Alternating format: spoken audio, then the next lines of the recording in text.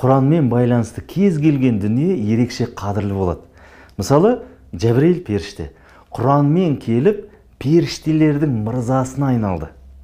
Пайғамбарымыз Мұхаммедке, ол кісіге Аллахтың игілігімен сәлем болсын, Құран түсірілді.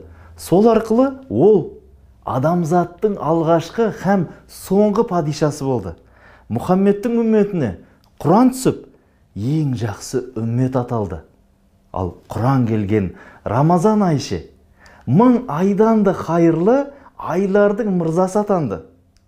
Қадір түні Құран түсіріліп, сол түндердің асылы болды. Аллахпен ант етемін. Аллахтан басқа тәңір жоқ. Егер Құран адамның жүрегіне орын алса, ол адамдардың ең жақсысы болады. Өйткені пайғамбарымыз ол кісіге Аллахтың игілігімен сәлем болсын. Сендердің ең жақсыларың Құран оқығандарың, және оған басқаларды үйреткендерің деген. Өмірінде Құран болса, өмір сүрген әрбір күнің ең жақсы күндер болып табылады. Сенің ең жақсы күндерің ол Құранмен өткізген күндерің. Құран деген осы.